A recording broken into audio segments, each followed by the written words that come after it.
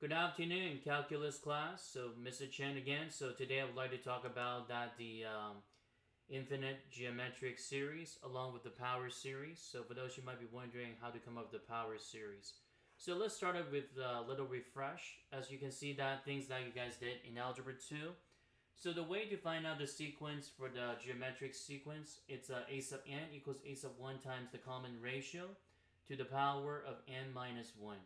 If we started off with a sub 0, so this one is written as a sub n equals a sub 0 times r to the power of n. So as you can see that one of the examples like 1, 1 half, 1 4, 1 8, 1 6, 1 over 16.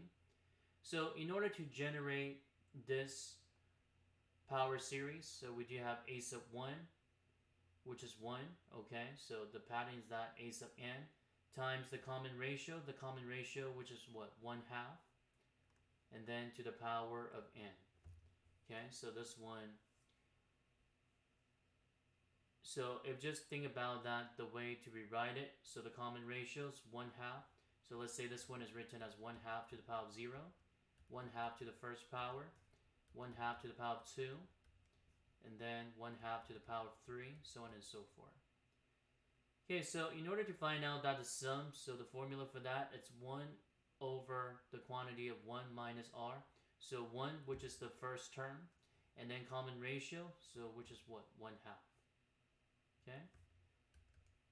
So once we combine them all together, we'll get the sum. So the sum for this infinite geometric series, then that'll be 1 over 1 minus 1 half, which is 1 over 1 half, so then that'll be 2. So now, related with that, the power series. So the power series, well, this one we'll talk about that later. So the power series, so let's say that we do the functions of 1 over 1 minus x. So this structure is kind of closely resembles the infinite geometric series. So the infinite geometric series. And which is that a times r to the power of n, and then so that equals a over 1 minus r, with sigma n equals 0 to infinity. In order to have a series conversion, so this one, the common ratio r, it's always less than 1.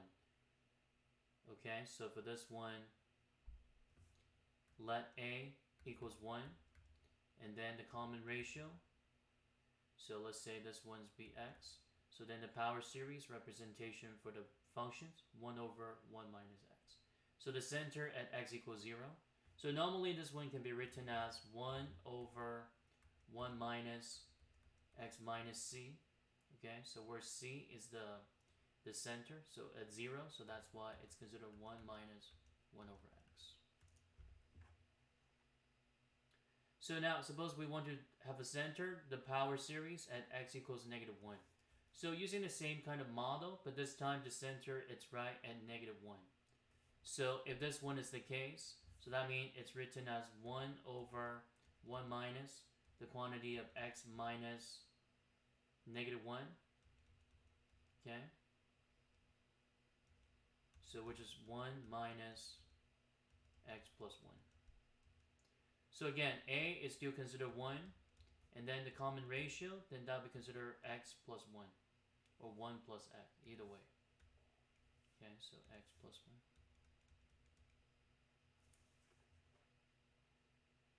So for the power series, so this will be infinity summation. So start out with n equals 0. So 1, which is a, times the common ratio, x plus 1 to the power of n. So simplified it, so sigma from infinity, from n equals 0 to infinity, so x plus 1 quantity to the power of n. Okay, so now let's see what else that we have for this one right here.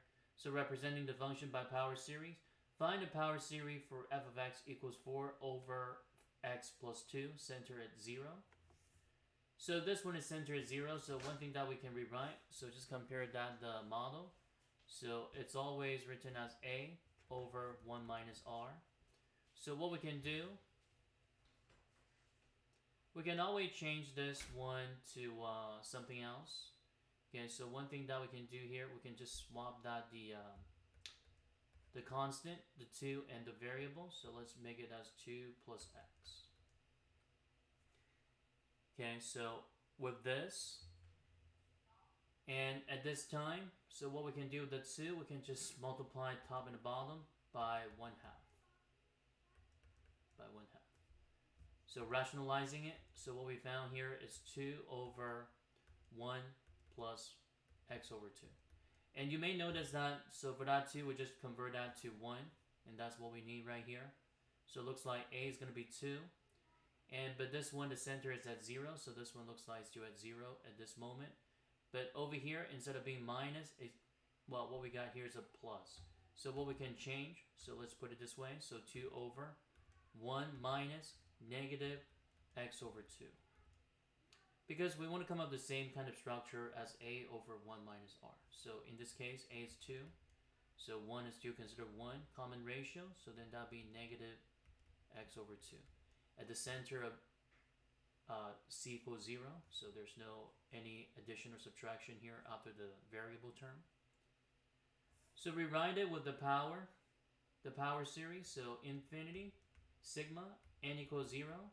So a, which is 2, times the common ratio, negative x over 2 with the center at 0.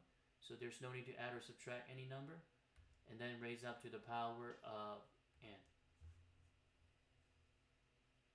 Okay, as you can see that here on top. So the structure for the power series. Okay, so a times r to the power of n.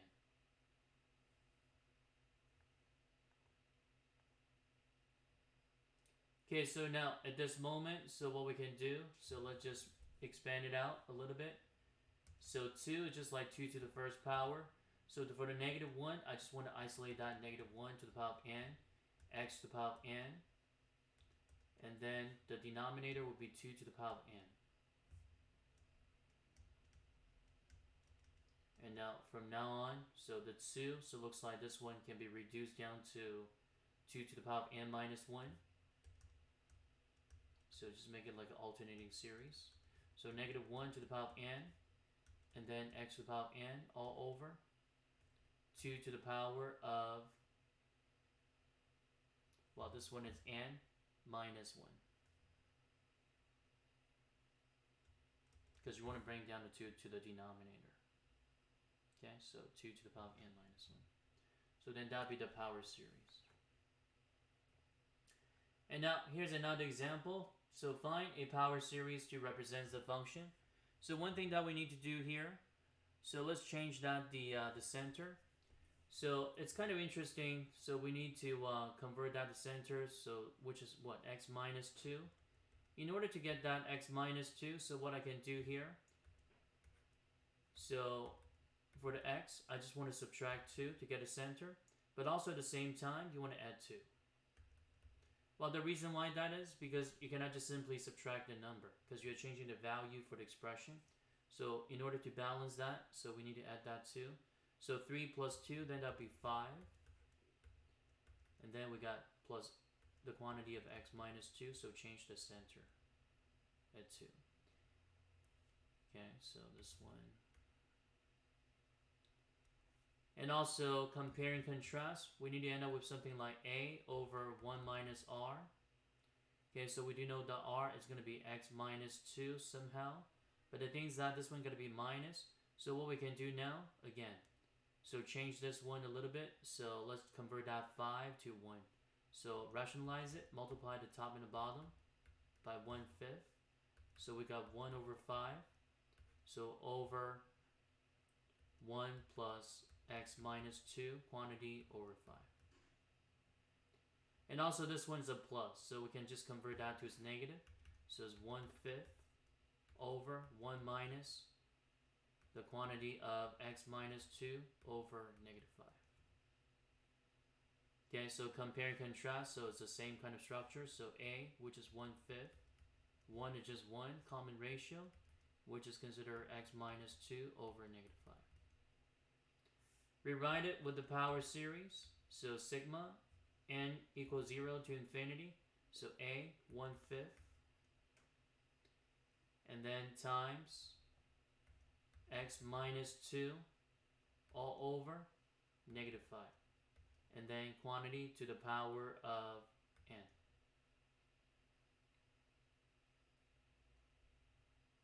And then for the rest of this, so basically this one is just simplified a little bit. Again, 1/5, give it that way.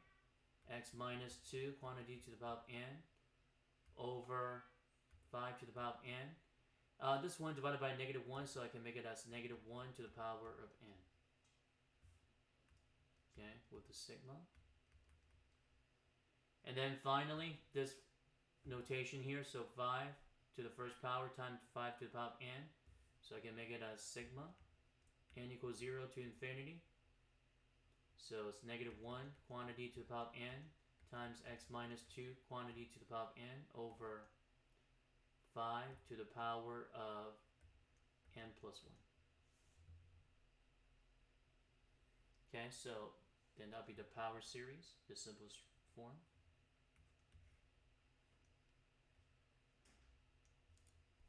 Okay, so again, so the power series, so it's based off the sum of the infinite geometric series.